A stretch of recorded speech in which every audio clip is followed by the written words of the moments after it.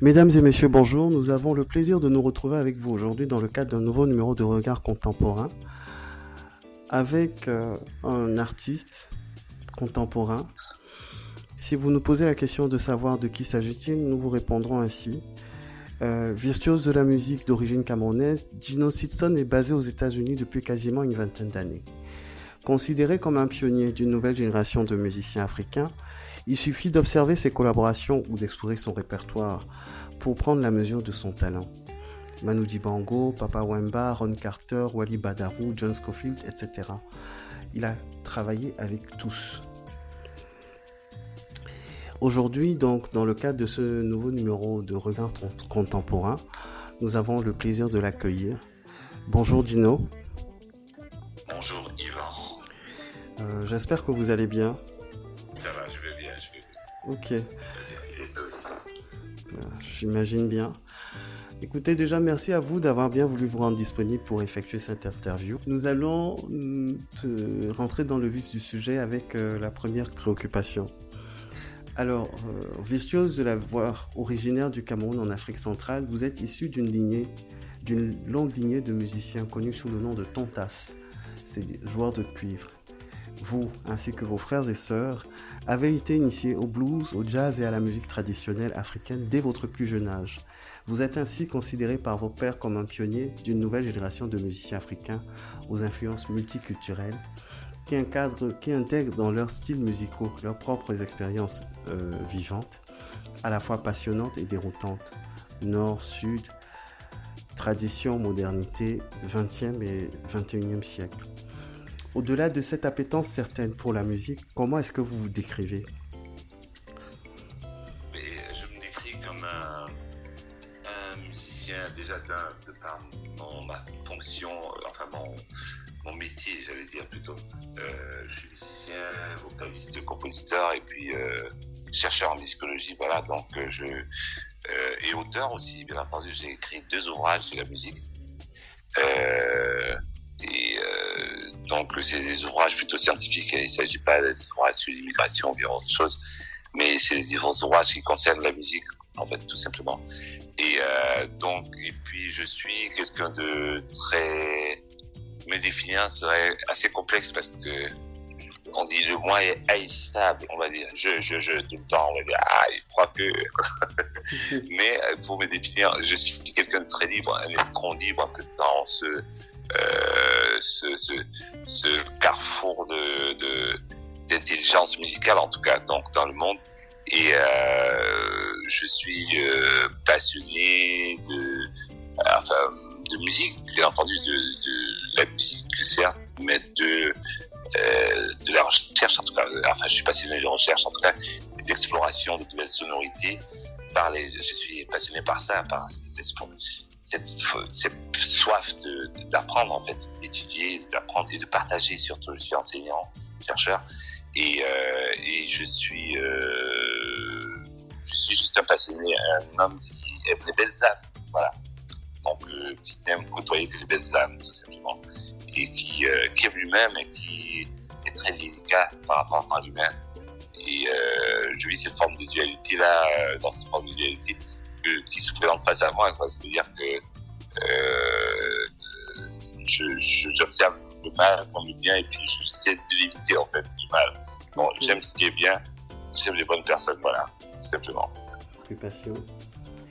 Votre projet musical audacieux combine de manière innovante jazz, gospel, blues et polyphonie africaine traditionnelle, polyrythmie et mélodie. Comment est-ce que vous parvenez à mélanger tous ces genres ? En fait, oui, c'est une excellente question parce que je me la pose pas souvent parce que je suis très spontané. Donc, là, je viens de terminer un album que j'ai fait d'ailleurs dans un pays d'Amérique latine. Je vais dévoiler une autre fois. Mais je l'ai fait avec un violoncelliste en duo en tout cas. Donc, et c'est curieux parce que même la veille de l'enregistrement de certains morceaux, j'étais en train d'écrire les partitions, donc j'écrivais pour l'enregistrement. Donc, et on me dit, mais comment t'arrives à faire, enfin pas la veille directement, mais avant les répétitions, quelques jours avant. Donc, comment j'arrive à faire ça ? Je crois que, d'où mon intérêt pour les sciences cognitives, en fait. nous sommes individuellement des patchwork. Enfin, chaque humain est un patchwork d'éléments qu'il ingurgite ça et là, quoi. C'est des éléments qui foisonnent dans notre cerveau, en tout cas dans notre façon, dans ce que nous sommes. C'est pour ça que je dis souvent que l'instinct, c'est le résumé de ce que nous sommes, en fait. Si vous avez un instinct de malade mental, c'est pas celui de quand il voit un train arriver, peut-être qu'il va se mettre devant le train, il va se faire écraser. Mais celui qui est normal, en fait, qui est pas malade, enfin, ben, il va éviter. Donc, il va savoir que là, il peut pas, parce que c'est l'instinct qui le guide, en fait. Donc, je fonctionne selon mes émotions, en fait. Mais pas des émotions brutes, hein. Je dirais des émotions qui sont nourries de tout mon parcours, en fait, de tous ces ingrédients que j'ai pu avoir autour de moi déjà, de par mon éducation déjà, dont j'en ai peut-être parlé au début. Mais mon entrée en musique, d'ailleurs, c'est au-delà de la lignée de Ntonta, comme on dit chez nous, en Medumba, d'Escameroun, chez les Bananté. C'est des joueurs d'instruments avant. Au-delà de ce truc qui m'est tombé dessus, de cette lignée qui est en moi naturellement, il y a surtout l'appétence, en fait, de cette grosse envie, cette boulimie pour la découverte, en fait. Et puis la découverte de la musique, d'ailleurs, je voulais dire, c'est fait par le truchement des ouvrages. Mon père, c'était un homme de lettres, et il lisait beaucoup. Il y avait plus de livres chez moi qu'autre chose. Il y avait des livres et des livres. Donc, ce qui fait qu'en fait, j'avais pas le choix, j'étais pas le plus gros lecteur de la maison. Mais quand je lisais un bouquin, quand je voyais papa arriver, je prenais un livre, je lisais. Et quand je lisais pas par rapport à l'histoire, je lisais par rapport à la dynamique des mots, au rythme, à la mélodie. J'entendais la musique, en fait, en lisant un ouvrage. Je décryptais, je voyais qu'il y avait du rythme. J'aimais les mots, en fait, et j'étais très passionné. Bon, c'est vrai que j'étais brillant en français et en philo, plus tard. Mais j'avais cette soif j'écrivais des poèmes, d'ailleurs, j'en ai publié pas mal dans certains journaux. Et j'arrive à écrire ce que j'écris parce qu'en fait, je suis le résumé de tout ce parcours pour la danse, tout ce parcours qu'il soit académique ou bien de mon enfance, en fait. C'est la traduction vraiment de ce que je suis, en fait. C'est un être peut-être complexe, mais peut-être pas si complexe que ça. Un être singulier, en fait. Ma démarche est singulière et j'assume et je m'éclate, quoi, je m'amuse. Je m'amuse et je crois que si le jour où je vais arrêter de m'amuser, alors là, il faut que j'arrête la musique, c'est le jour de ma mort, en fait. Moi, je continuerai, en fait. Voilà, tout simplement. Votre registre vocal de 4 octaves et votre talent de compositeur et d'arrangeur vous ont rendu très demandé pour des séances d'enregistrement, des spots publicitaires, des jingles radio, télé, des concerts, etc. Y a-t-il des expériences qui vous ont particulièrement marqué et que vous souhaitez partager avec les personnes qui nous suivent ? L'idée pour nous, à travers cette question, cette préoccupation, c'est bien entendu d'arriver à vous soutirer quelques anecdotes ou alors quelques épisodes joyeux ou alors triviaux que vous avez pu vivre tout au long de votre carrière. Oui, non mais je suis une boîte à souvenirs comme chaque individu. En tout cas, nous avons des bons et mauvais. Dans les mauvais, je les oublie très vite. Ils m'intéressent pas. Et parfois, je dis je les connais pas ces mauvais souvenirs, donc j'ai pas envie je m'attarde pas là-dessus. Mais les bons souvenirs, oui, j'en ai beaucoup plus qu'autre chose. En tout cas, vraiment de très bons souvenirs. J'ai des anecdotes assez drôles. Ça me rappelle, un jour, je faisais une pub à Paris et je chantais. À l'époque, j'étais très très bon lecteur. Je lisais très vite. Donc, je parle de la musique et la partition. J'étais très jeune et donc j'étais passionné par ça. J'aimais le challenge, en fait. Et j'étais obsédé par les prouesses, en fait. Tellement j'étais nourri de ça. J'avais cette voix. Bon, après, avec le temps, on prend de l'âge et puis ça s'estompe un peu. Et puis on se dit, c'est pas le plus important. Et j'avais pas le parcours académique que j'ai eu quelques années après, donc voilà. Mais toujours est-il que j'étais très sollicité dans les pubs. Et un jour, je mets à chanter. Je chante, on me donne le morceau. Mais comme il n'y avait pas de Et les gens de la pub, enfin, de la boîte de pub qui étaient dans la salle, et c'est pas moi qui avais composé enfin, j'étais pas le compositeur de ce morceau. Et c'est une pub très connue, de sa part des collants, des chaussettes collants, je vous le donnerai pas pour pas faire la pub. Et donc voilà, mais vous pouvez voir, c'est sur le net en tout cas. Et ils m'ont dit, alors tout le monde était énervé au bout de 5 minutes, 10 minutes, mais qu'est-ce qu'ils chantent là, c'est n'importe quoi. Et subitement, je fais, je change de matopée, le studio se lève, tout comme une foule. Waouh, extraordinaire, c'est un génie ce monsieur. Et ça m'a fait rigoler en fait. Je me suis rendu compte en fait que l'attente n'est pas toujours la même. Parfois, on n'arrive pas à décrire ce qu'on veut entendre. Il y a des gens qui n'arrivent pas à décrire. On peut pas décrire ça sur une partition. La partition, c'est juste la photographie du morceau pendant que vous l'exécutez en fait. C'est-à-dire que ça permet c'est un guide aussi. Alors, c'est extraordinaire. J'ai une autre histoire aussi qui est assez savoureuse.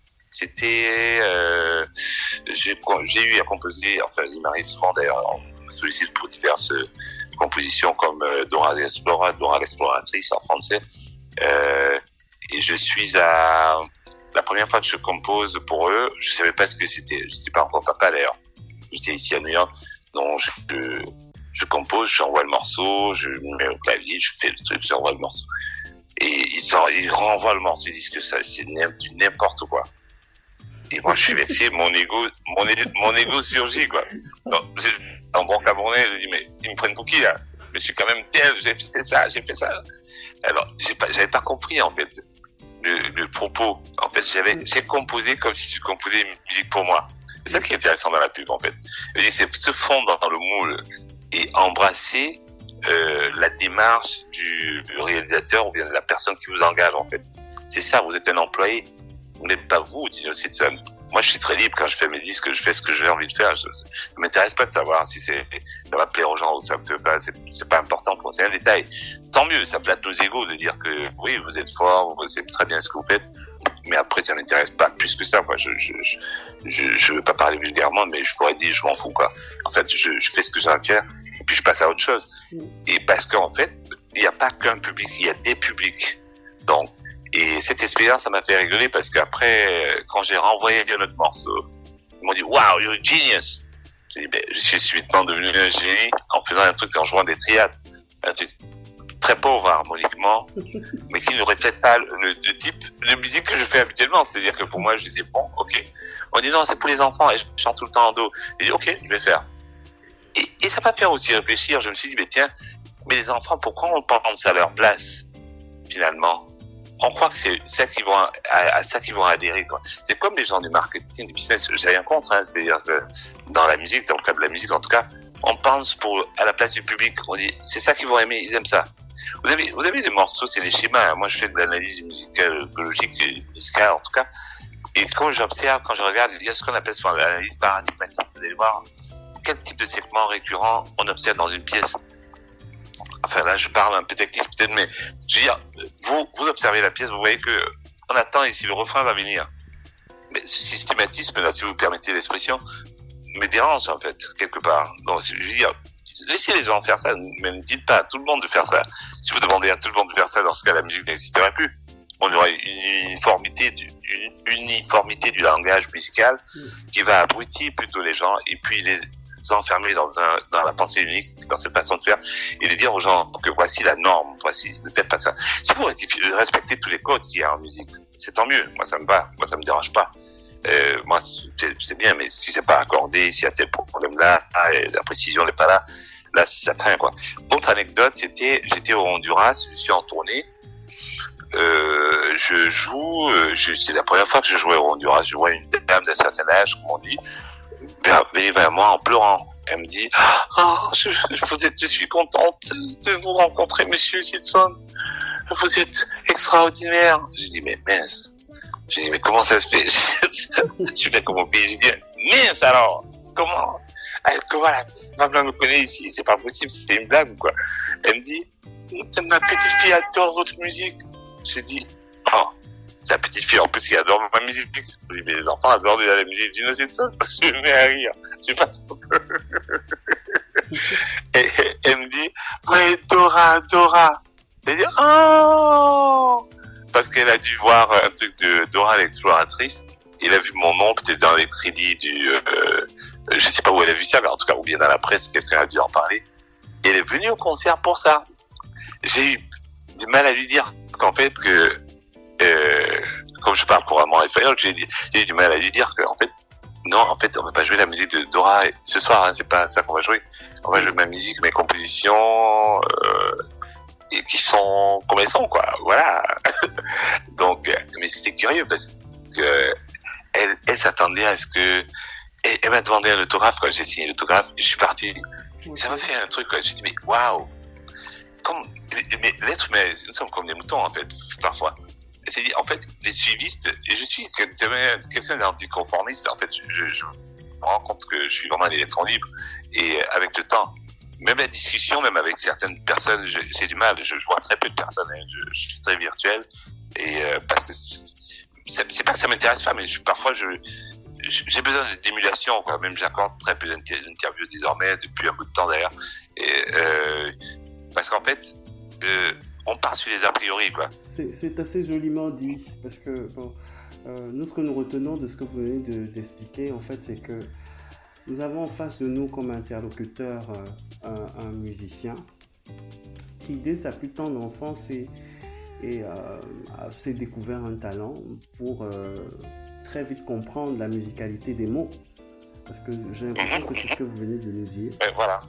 Et que c'est cette faculté à percevoir la musicalité des mots qui vous a transporté jusqu'à ce jour, en fait. Jusqu'à ce jour, c'est vrai.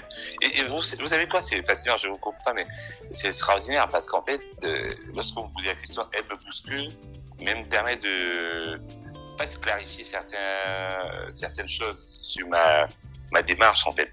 Parce que il y en a qui vont sursauter. Qu'est-ce qu'il est en train de faire encore là? Qu'est-ce qu'il fait? Mais il faut pénétrer l'univers. Lorsque vous avez une peinture devant vous, est-ce que vous arrivez à décrypter facilement? Si le peintre n'est pas à côté de vous, vous avez une idée, vous décryptez. Mais il faut que vous pénétriez cette peinture-là pour pouvoir comprendre. Je suis un peintre de la voix. Je peins, en fait.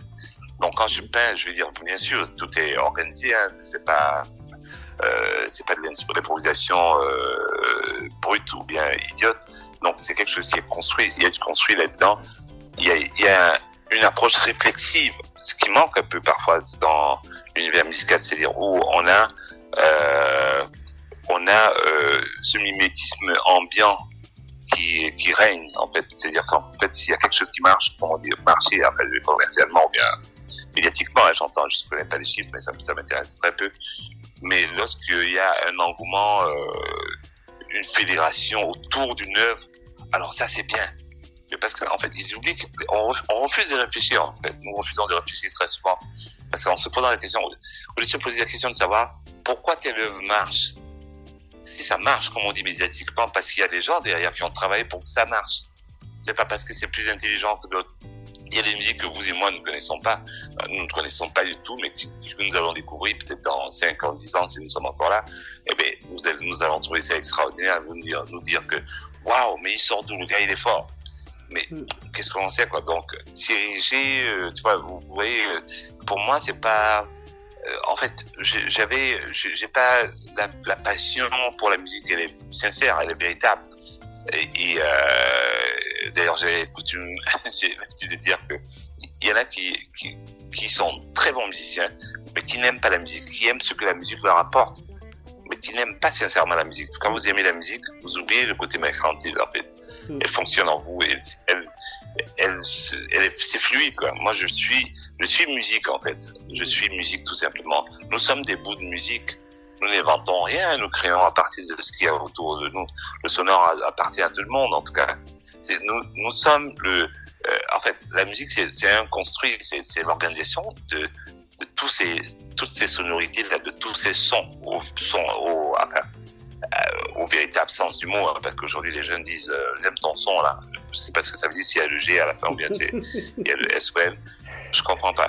Donc parfois, et vous voyez, c'est fascinant, hein. Si vous regardez vraiment la musique, c'est extraordinaire parce qu'en fait, nous croyons que nous sommes très forts, parce que nous sommes souvent forts dans le sens où nous pensons, nous réfléchissons à la musique. Nous avons une démarche, je répète, vraiment réflexive sur la musique, en tout cas, par rapport à la musique. Et qu'est-ce qu'elle signifie? Lorsque j'enseigne, vous allez décrypter une partition, vous allez dire, il y en a qui vont vous dire, ah, moi j'aime pas, prof. J'aime pas, je vous demande pas d'aimer, je vous demande de comprendre, c'est ça. Mais nous refusons de comprendre parfois, même les humains. Bah, on va pas demander au citoyen lambda qui n'est pas musicien de chercher à comprendre tout. Moi, je comprends rien au droit, mais à la physique. Moi, je suis un illettré dans ces domaines-là. Donc, mais dans mon domaine, la démarche est plus. Je crois que c'est un flux d'ailleurs. J'ai donné une conférence d'ailleurs je crois que c'était à Genève, au musée d'ethnographie de Genève où je partais. On m'avait demandé de faire un thème sur la démarche de l'artiste, du musicologue, chanteur, musicien, je sais plus comment j'avais formulé ça, enfin bref, comment ça influe sur ma manière de composer et de jouer finalement. Je crois que tout ça, c'est pas seulement cette partie académique qui influe, mais c'est aussi mon parcours, c'est ma curiosité, c'est-à-dire que le fait de vous entendre, peut-être vos sonorités, d'ailleurs le rythme de la voix, vos intonations, vont m'interpeller, en tout cas, vont me donner une inspiration quelconque, peut-être dans 2 secondes après je me mets à écrire. Donc je ne compartimente pas, quoi, je calcule pas. Donc voilà. Parler des hommes, le gars là il s'habillait comment, est-ce qu'il est fort, il n'est pas fort, ça m'intéresse pas du tout. Mais je dis ça m'intéresse, mais alors pas du tout, ça m'intéresse pas la vie des gens. Je m'intéresse pas à la vie des gens, je m'intéresse à la musique, quoi, tout simplement, et je m'intéresse à l'âme des personnes. L'âme des gens. Il y a des moments où je marche dans la rue, je vois quelqu'un qui n'est même pas musicien, peut-être qui est mendiant, je lui parle pendant des heures. Je parle à des personnes même que vous et moi au quotidien, on ne regarde pas toujours. Vous voyez, d'où mon travail même d'ambassadeur UNICEF me convient, comme dirait quelqu'un, un ami, un monsieur de la maison de disques avec laquelle je travaillais à Paris. Parce que je passe du temps avec les enfants de la rue, je discute avec eux, je dis pourquoi vous faites ça, je les aide un peu, parfois je dois même sortir des choses de ma poche, enfin même si j'ai une mère, je suis pas quelqu'un de la toile en tout cas, qui expose sa vie, en tout cas qui la raconte. Sans vous couper, bref, c'était un peu ça. Sans vous couper, Gino, comment? Est-ce que vous ne pensez, je dis sans vous couper, Gino, est-ce que vous ne pensez pas que cette tendance ou alors cette habitude que vous avez à toujours être en train de chercher à comprendre les autres, c'est peut-être parce que vous êtes en train de... je vous dis ce que je pense, hein. Maintenant, corrigez-moi si c'est pas le cas. Quand on vous écoute, on a en tout cas le sentiment que vous cherchez à comprendre la musique des autres. Oui. Et que c'est ce qui vous pousse à aller vers les autres, en fait. Vous étiez en train de parler là tout de suite des enfants de la rue. J'ai l'impression qu'en fait, que vous cherchez à comprendre je ne sais pas si on va parler de la musique de leur vie ou de la musique de leur quotidien. Je ne sais pas si c'est comme ça qu'on peut décrire ça. Vous savez, pour moi, la musique, c'est la vie, en fait. C'est tout ce qui est... C'est pour ça que j'ai dit, nous n'avons aucun mérite de dire que, ouais, nous sommes forts, ou bien, en tant que musicien. Nous avons peut-être la démarche de construire avec toutes ces sonorités que nous entendons, en fait. Et ça, le talent que nous avons, c'est ça, surtout ça. De l'organiser d'une certaine manière. Afin, je ne vais pas citer Larousse, qui n'était pas musicologue, je suis désolé, je ne sais pas. Mais bon, pour vous dire que, pour organiser la musique, en tout cas, l'organiser, les sonorités que nous entendons, les sons, S-O-N-S, A-G à la fin. Donc, tout ce que nous entendons, nous organisons ça, et nous, le mettons à la disposition du citoyen lambda, quoi. Donc, même l'apport, pour moi, là, j'ai peut-être fait une petite parenthèse en parlant des enfants de la rue parce que je suis ambassadeur de l'UNICEF, parce qu'en fait, mon rôle de musicien, même pour ceux qui me connaissent pas, c'est pas très important en tout cas d'ailleurs, c'est pour leur apporter de l'amour en fait, c'est une question de partage. Vous savez, ma première passion d'abord c'était ma première vocation c'était d'être prêtre. Je voulais être prêtre, j'ai été au séminaire d'ailleurs, j'en parle très peu. Et j'ai dû arrêter après pour d'autres raisons, donc après j'étais au séminaire même d'ailleurs. Mais donc j'avais le sens de l'autre en fait. L'idéal pour moi c'était d'être à l'écoute des autres, d'être au service des autres en fait. Et la musique c'est un truchement en fait. Ça ne parle pas, personne ne parle à tout le monde d'ailleurs. Personne ne peut faire l'unanimité. Il y a un grand compositeur classique dont on parle aujourd'hui, que tout le monde en parle, mais on oublie que c'est Mendelssohn qui l'a fait connaître. Vous voyez, je crois que c'est Mozart ou bien c'est Mozart. Mais à l'époque, quand tout le monde avait oublié, tout le monde avait oublié à l'époque. Mais nous avons la mémoire tellement qui est qui disparaît, qui s'estompe, qui est sélective aussi parfois, tu vois. Vous voyez. Donc et ça c'est extraordinaire. Je regarde, j'observe, je vois que je me nourris de la musique des autres. Je n'ai pas le choix. Je me nourris de tout le monde, de vous même qui me parlez aujourd'hui.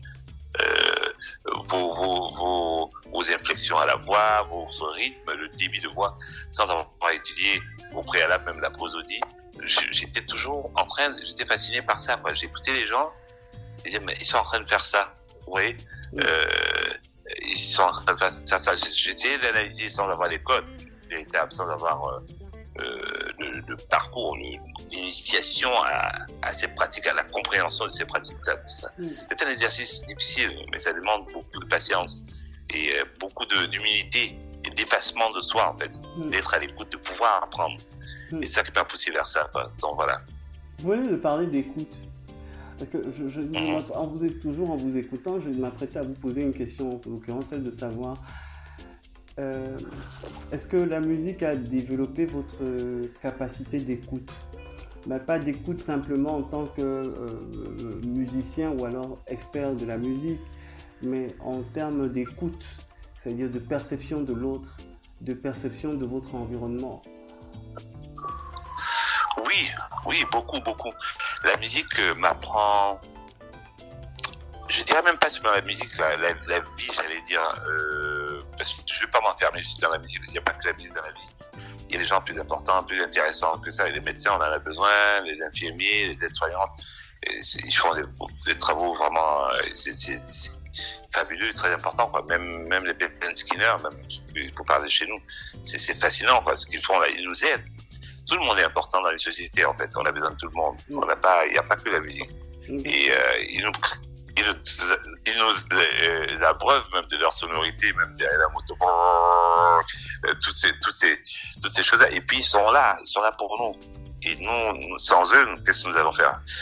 Donc en fait, être à l'écoute de toutes ces personnes-là, la musique, peut-être, je ne sais pas si la musique m'a aidé, mais mon éducation déjà à la base m'a aidé à être ce que je suis, être à l'écoute des autres, en fait, être dans le nourri d'altérité, en fait, c'est passionné des autres, tu vois, l'autre qui est en face de moi, qui est-il?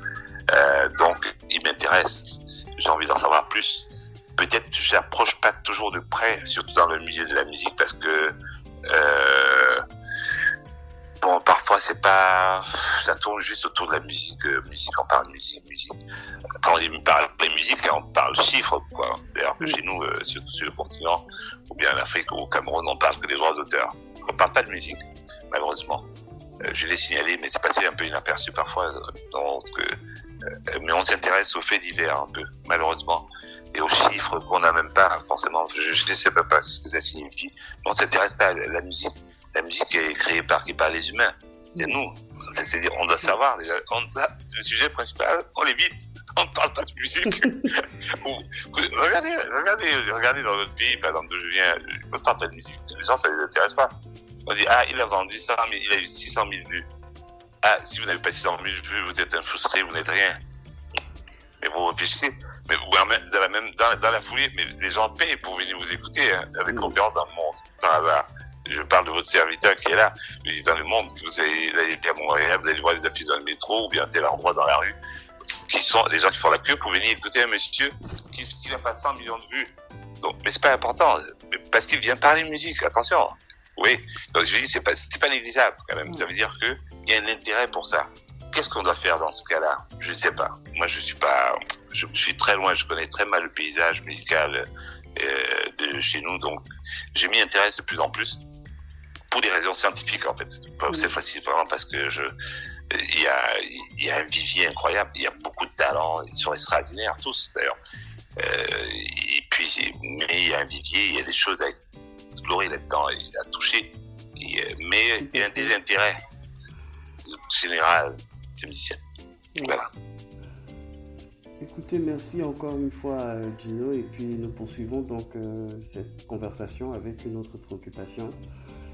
En 2008, vous avez été invité par Bobby McFerrin à participer à un projet spécial organisé au Carnegie Hall, Instant Opera.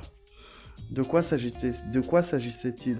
S'il fallait décrire ce projet, notamment à l'attention des personnes qui nous suivent, que diriez-vous? C'est un projet fabuleux initié par un artiste qu'on ne présente plus, que tout le monde connaît. Donc Bobby, c'est une légende, et c'est quelqu'un de très cultivé, de très brillant. Au-delà de la technicité, de l'approche, de sa virtuosité, de son talent, il n'est plus à démontrer. En tout cas, c'est quelqu'un de très cultivé et de très curieux.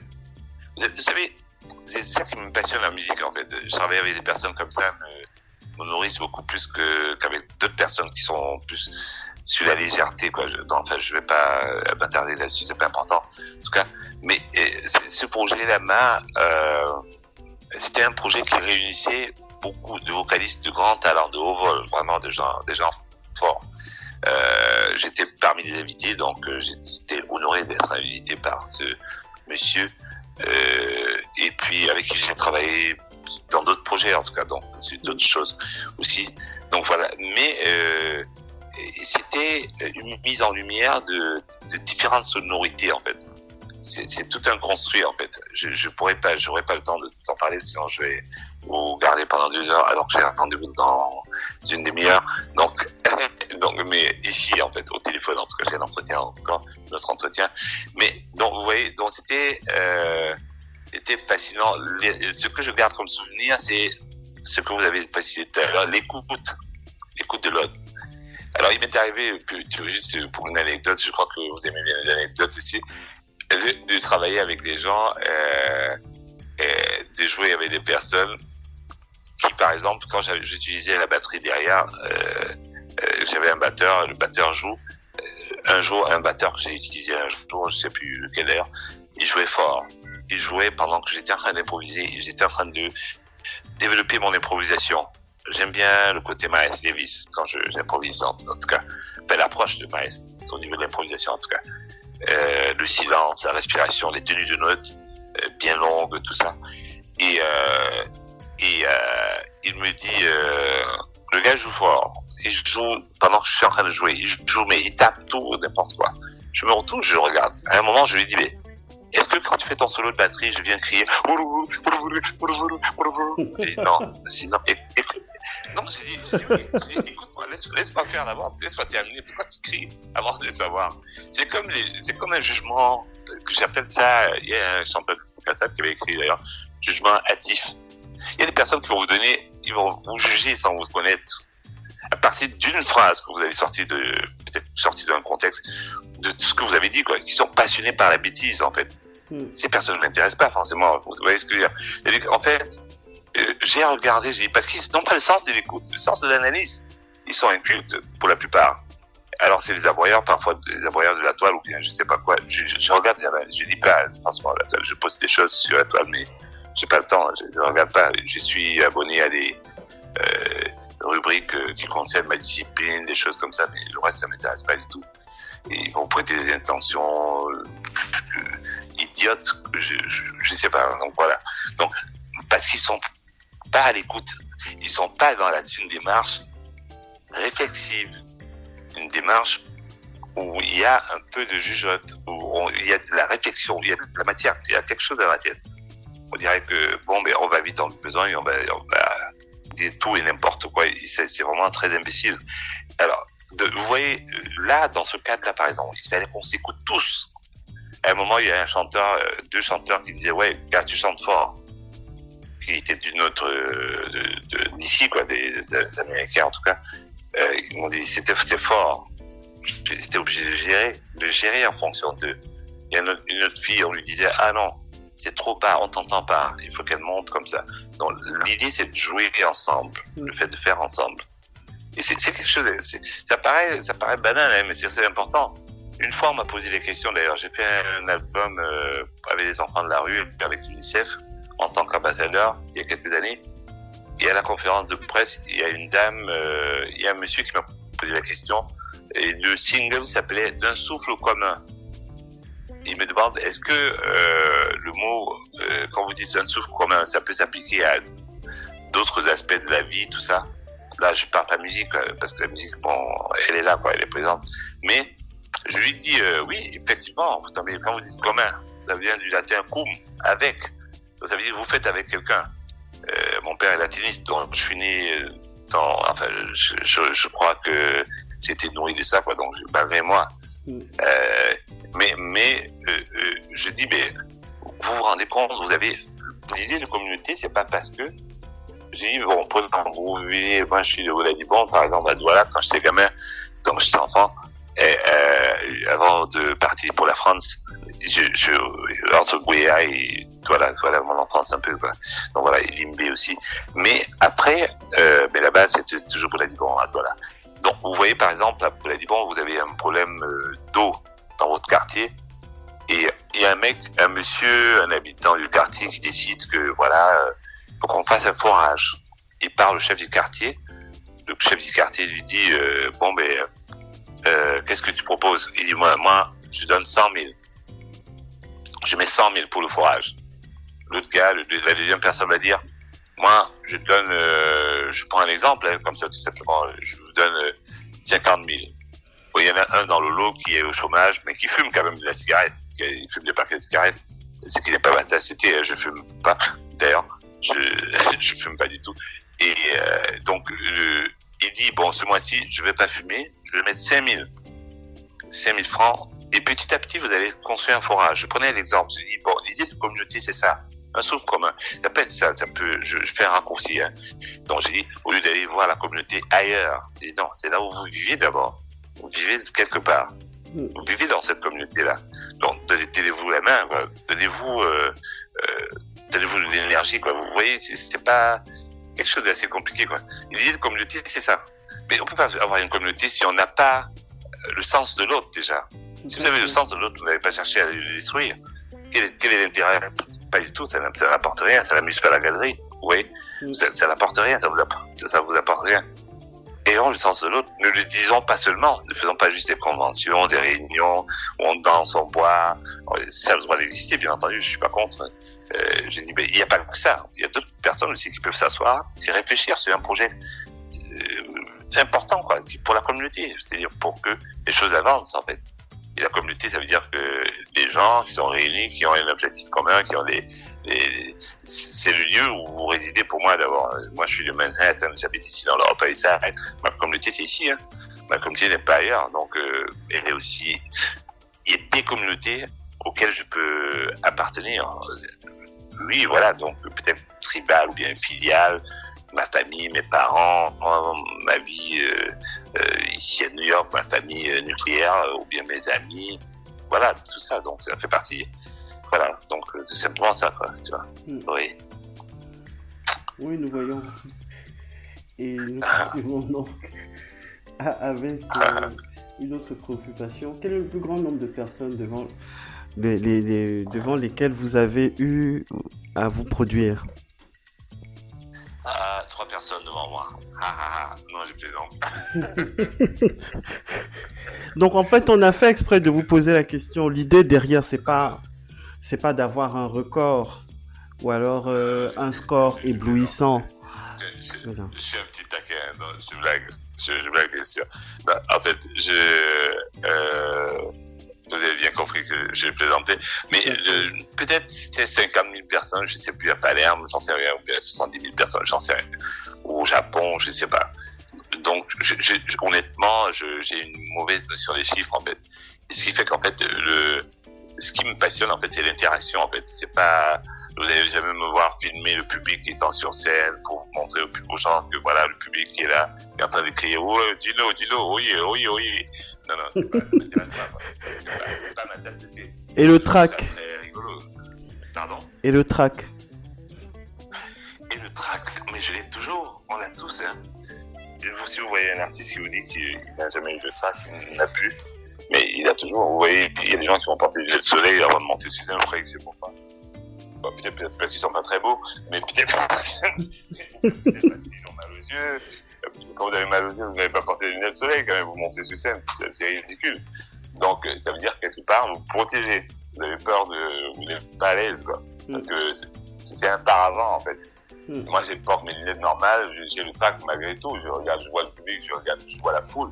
Mais je ne sais pas, donc je fais avec, quoi. Donc, comme j'ai un côté drôle, j'aime bien plaisanter, quoi. Donc ça me permet de me libérer mon trac. Et je vais faire un petit jeu, je vais rigoler. Mais c'est aussi, ça fait partie du jeu de l'artiste, en fait. Mais je ne sais pas pour tout le monde. En tout cas, c'est pas valable pour tous. Mais personnellement, oui, je l'ai tout le temps. Je suis quelqu'un naturellement très timide. Même si la musique m'a sorti de ma cage et la recherche aussi m'a permis de sortir de là, je pourrais pas m'exprimer aussi longuement sur des sujets comme ceux que vous m'avez proposé aujourd'hui. Vous vous doutez bien que nous sommes obligés de tenir compte de la limite en termes de temps. Oui, moi-même, je suis obligé de tenir compte parce que j'ai un entretien dans 12 minutes. Et l'entretien va durer un quart d'heure. Et je ne peux pas parler plus longtemps que ça. Mais bon, vous m'avez réveillé avec des questions passionnantes. Ok. On espère que... Excusez-moi, je ne peux pas faire l'impasse dessus. On espère qu'on va pouvoir passer en revue avec vous le reste des questions, de manière à pouvoir fournir des éléments d'éclairage, notamment à l'attention des personnes qui nous suivent. Oui. Voilà. Merci. Je suis à vous. Merci.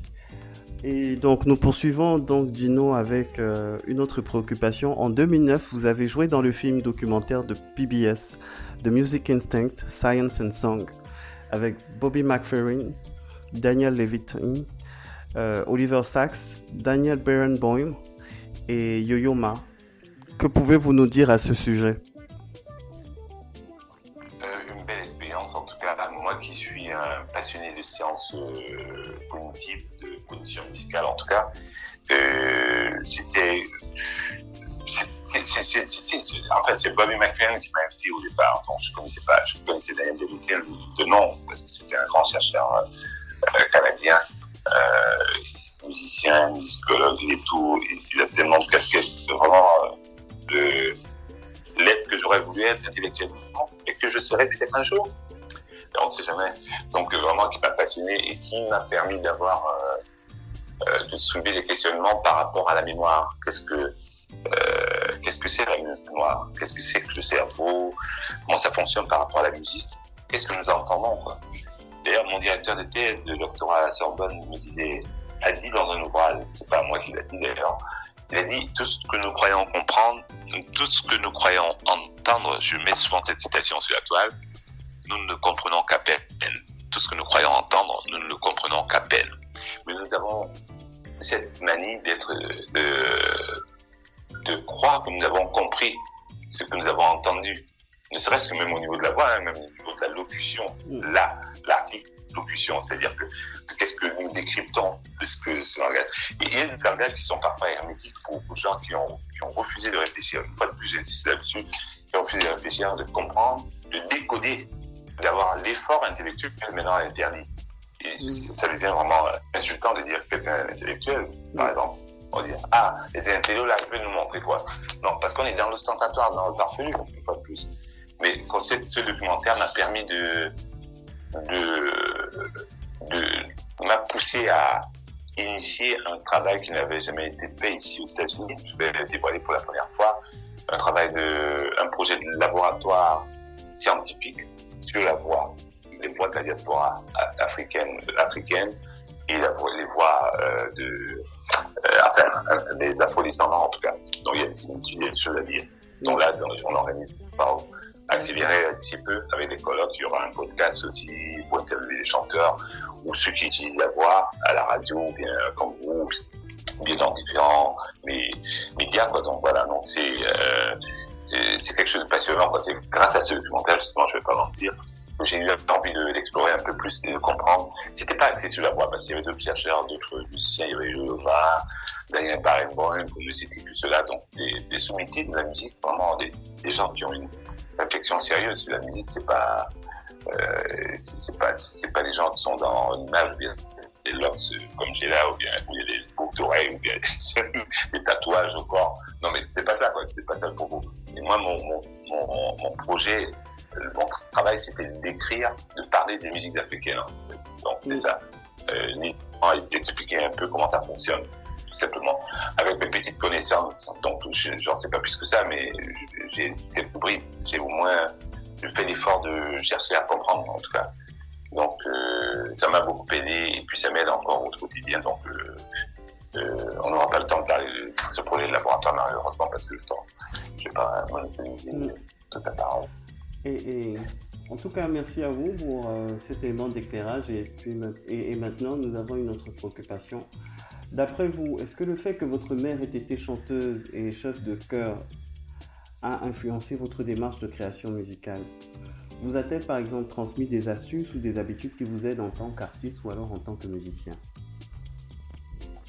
Oui, c'était au-delà de la musique, ça n'avait rien à voir avec la musique.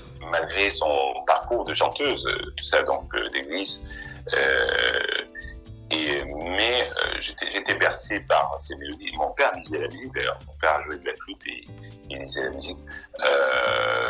Mais en amateur, quoi, donc c'était pas son métier. Donc, vous savez, à l'époque, c'était très difficile de vivre de cet art. Aujourd'hui encore, c'est complexe, hein, c'est compliqué. J'imagine bien, en tout cas, les difficultés qu'il y a dans ce métier-ci. Ma mère m'a surtout expliqué le sens de l'autre. Ma mère, c'était quelqu'un de... Mes parents, en tout cas les deux, c'était des gens très généreux, altruistes à l'extrême, des personnes qui ont porté les autres sans calcul quelconque, qui ne savaient pas discriminer, donc voilà, qui n'avaient pas de temps pour ça.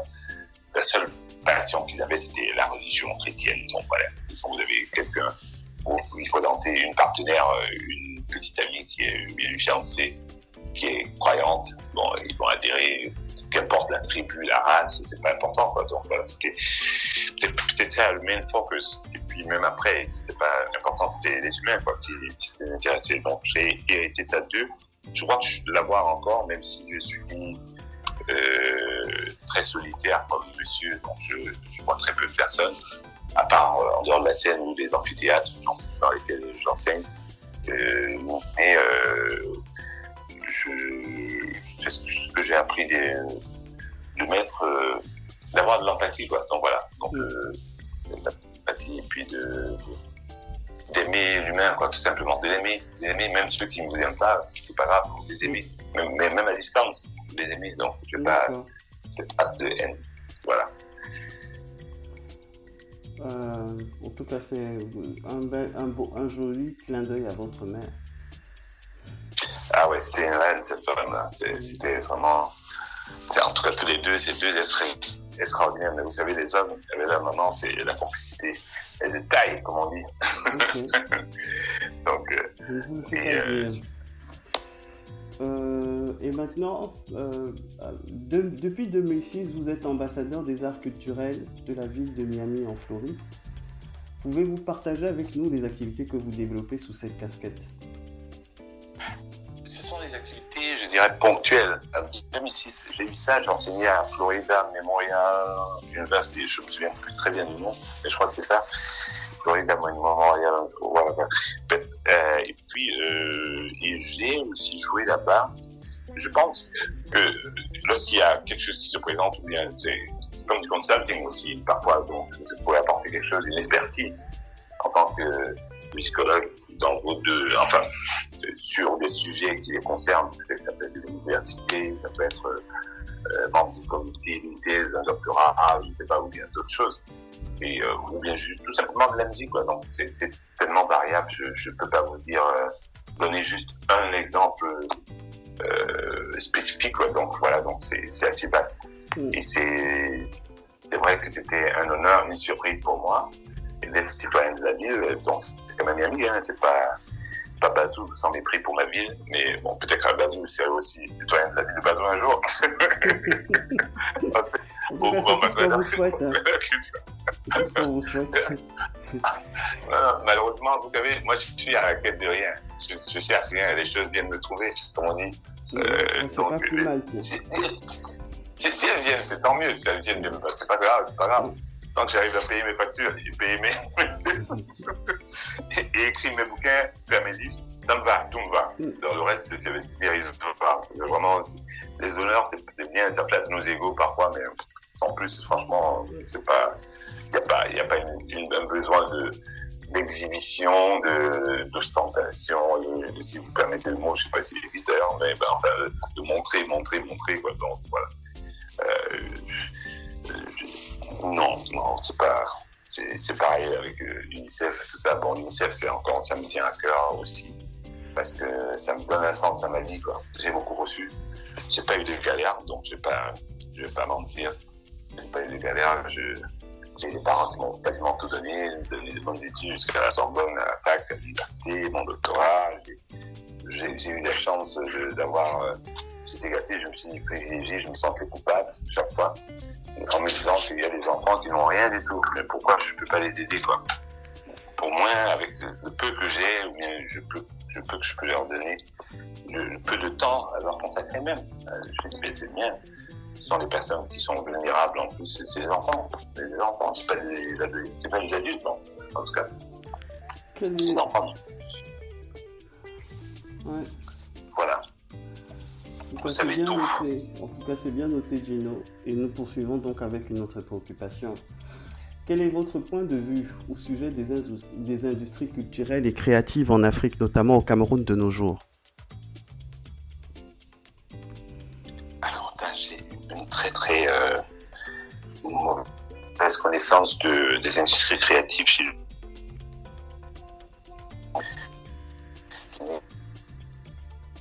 Je suis trois fois, je trouve. Il y a de belles initiatives, je crois. Des ouvrages qui sont publiés, j'en ai vu un là récemment. Je n'ai pas encore eu l'occasion de le lire sur les titres qui ont marché sur les musiques africaines, camerounaises en tout cas. Il y a un ami à moi qui écrit un ouvrage qui est Burkina Faso, un professeur aussi. Le professeur Dr Suleiman Ganou, donc voilà, qui a écrit un ouvrage très intéressant, peut-être inspiré de sa thèse doctorale, mais fascinant, quoi. Quelqu'un de très brillant, qui impulse, en fait, mais au-delà, malheureusement, souffrir de ma double casquette de chercheur et de musicien, donc je suis un peu perdu parfois, dans le sens où je ne peux pas, le côté business mercantile peut-être ne m'intéresse pas toujours, ne me passionne pas plus qu'autre chose, quoi. Et c'est là, quoi. Tout le monde fait du business, on sait fait tous du business, mais c'est pas ma préoccupation première. C'est aussi la démarche, les intentions derrière toute initiative, en tout cas, qui m'interpelle, en fait. Donc, quelles sont les intentions? C'est comme si vous me parliez de politique que je ne connais pas. J'ai des insuffisances extraordinaires à ce niveau-là. Et je l'avoue, on ne peut pas tout savoir, mais c'est vrai qu'on est dans un pays où... je viens d'un pays où tout le monde sait tout le monde est footballeur, tout le monde est entraîneur, tout le monde est musicien. Bon, moi, je ne sais pas, moi j'ai mes lacunes, je les garde. J'essaie de les peaufiner, quoi. Donc, mais vraiment, très honnêtement, je ne sais pas.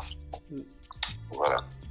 Mais je crois qu'il y a des belles initiatives, en tout cas, il y a des ouvrages qui sont publiés, et peut-être on ferait mieux de structurer, d'insister sur la formation. Il faut former les gens, et c'est important. Et maintenant, avec votre permission, nous allons revenir sur les tontas évoqués au tout début de cet entretien.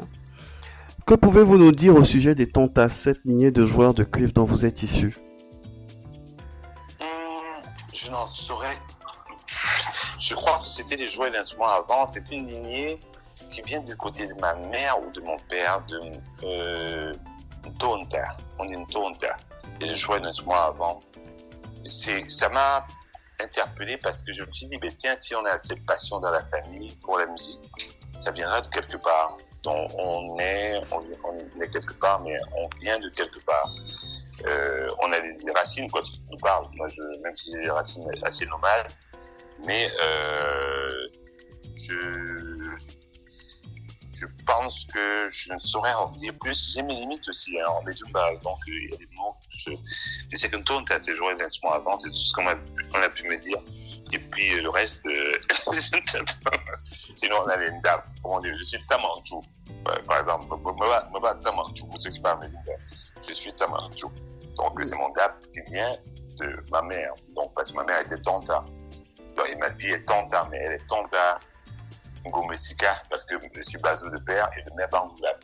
Donc, les tonta Ngoulanto, c'est les tonta qui sont de Bangoulab. Ma mère était tonta Ngoulanto. Mais on dit tous tonta. Donc, vous voyez, donc, j'ai pas. Mais tonta, c'est autre chose. Ça veut dire jouer d'instrument avant. Et je crois que c'est lié à quelque chose, une histoire derrière. Mais je n'ai pas la compétence, malheureusement, je vais vous décevoir.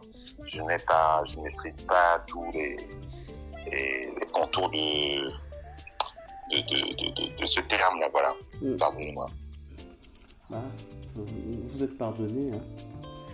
En tout cas, merci pour l'éclairage et nous poursuivons donc. Nous sommes quasiment arrivés au terme de cet entretien, de cet échange avec vous. Oui. 3 conseils que vous donneriez aux jeunes qui souhaitent devenir musiciens. 3 conseils, la passion, la formation et la passion. J'ai un appel à tout de suite, un entretien qui va démarrer. On est en train de m'appeler. Si vous permettez que je vous arrête, je vous rappelle plus tard. Là, c'est compliqué. Écoutez, merci. Merci à vous, Dino, d'avoir bien voulu vous rendre disponible pour cet entretien. Merci pour tous les éléments d'éclairage que vous avez bien voulu partager avec nous et même pour les anecdotes et puis toutes les préoccupations, vos préoccupations personnelles que vous avez bien voulu partager également avec nous. Nous retenons que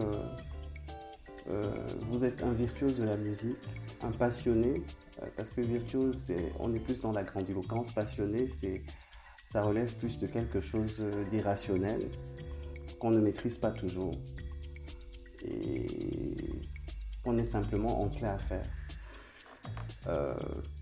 Nous espérons que nous aurons le plaisir de nous retrouver avec vous dans les prochains mois pour d'autres entretiens. Merci et à bientôt. Au revoir.